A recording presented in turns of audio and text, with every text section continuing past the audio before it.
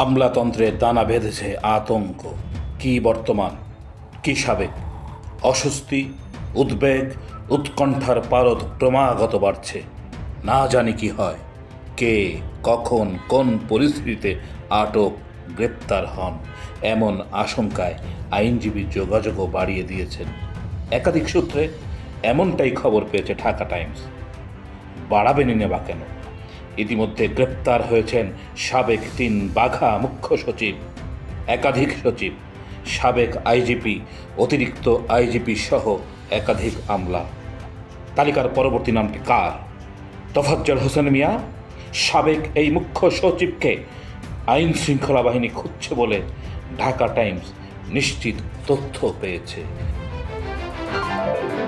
বাংলাদেশ ব্যাংকের সাবেক গভর্নর আব্দুর রউফ তালুকদার একইভাবে আছেন এই তালিকায়। রউফ তালুকদারকে গ্রেপ্তার করে রিমান্ডে আনলে হাজার হাজার কোটি টাকার ভুয়া ঋণ লোপাটের সবিস্তার তথ্য পাওয়া যাবে। বিশ্বাস অন্তর্বর্তী সরকারের নীতি নির্ধারকদের অনেকেরই। সাবেক মন্ত্রী পরিষদের সচিব শফিউল আলম, খন্দকার আনোয়ারুল ইসলাম, কবির বিন আনোয়ার কি তালিকায় আছেন? সাবেক ও বর্তমান আমলাদের একে অপরকে কাছে পেলেই এই প্রশ্ন করছেন।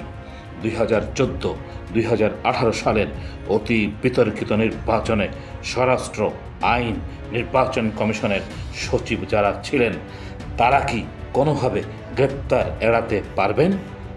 কিংবা 2024-এর একতরফা নির্বাচন, আমলা, পুলিশ সহ বেসামরিক কর্মকর্তাদের যারা পুরো মাত্রায় রাজনৈতিক ক্ষেত্রবিশেষ অতি মাত্রায় রাজনৈতিক আচরণ করেছেন, বিরোধী মত দমন পীড়ন করে একতরফা নির্বাচন করে সরকার গঠন করা যায়। শেখ হাসিনার এই চিন্তার সফল বাস্তবায়নের মূল কুশীলব আমলাতন্ত্রের কারা, পুলিশেই বা কারা? সেই তালিকা নিশ্চয়ই প্রস্তুত, এমনটাই বদ্ধমূল ধারণা প্রায় সব মহলে। 2018 সালের রাতের ভোটের আইজিপি জাভেদ পাটোয়ারি এখন কোথায়?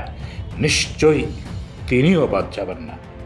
সাবেক সিনিয়র সচিব সাজ্জাদুল হাসান, আক্তার হোসেন, আবু হেনা রহমাতুল মনিম, আহমেদ কাইকাউস, মোস্তফা কামাল উদ্দিন, আনোয়ার হোসেন, হেলাল উদ্দিন আহমেদ, ফয়েজ আহমেদ, শহীদুল্লাহ খন্দকার, মহিবুল হক, আব্দুল মালেক, কে এম আলী আজম, শহীদুজ্জামান, ইউসুফ হারুন, লোকমান হোসেন মিয়া, তপন কান্তি ঘোষ নিশ্চয়ই চরম উদ্বেগে দিন পার করছেন। সাবেক পররাষ্ট্র সচিব শহীদুল হক, সাবেক গভর্নর আতিউর রহমান, ফজলে কবির, সাবেক দুদক চেয়ারম্যান ইকবাল মাহমুদিবা কতটা স্বস্তিতে আছেন? একান্ত আলোচনায় ঢাকা টাইমসকে সাবেক বর্তমান আমলাদের অনেকেই জানান, সাবেক প্রভাবশালী কর্মকর্তারা তাদের কৃতকর্ম নিয়ে দুশ্চিন্তায়। সাবেক সচিব জিল্লা রহমান, ফরিদ উদ্দিন চৌধুরী কোথায়? সাবেক বর্তমান কর্মকর্তাদের অনেকেই তাদের খুঁজছেন। সাবেক আইজিপি হাসান মাহমুদ খন্দকার কিংবা যেসব কর্মকর্তারা 2024 সালের একতরফা সংসদ নির্বাচন পরিচালনায় তেজগাঁয়ের ঢাকা জেলা আওয়ামী লীগ অফিসে বসেছিলেন, তারা কারা? তাদের তালিকা সালমান রহমান, গ্রেপ্তারকৃত সাবেক মুখ্য সচিব আবুল কালাম আজাদ, কামাল নাসের চৌধুরীর কাছে নিশ্চয়ই আছে। তারা কি একতরফা বিতর্কিত কারচুপির ও ভোট ডাকাতির নির্বাচনের দায় এড়াতে পারবেন? যে আমলাতন্ত্র এতদিন শুধুমাত্র রাজনীতিকদের ঘাড়ে বন্দুক রেখে ফায়ার করতেন, তাদের একাংশ এখন আইনের আওতায় আসছেন। এসব দেখে বর্তমান আমলারা নিশ্চয়ই ইতিবাচক শিক্ষা নেবেন, নিশ্চয়ই গড়ে উঠবে বৈষম্যহীন এক প্রশাসন, পুলিশ ব্যবস্থা। এমনটা কি আমরা আশা করতে পারি? নাকি এই আশাও এক সময় হাওয়ায় মিলিয়ে যাবে? অপেক্ষা করা ছাড়া আর কি বা করার আছে?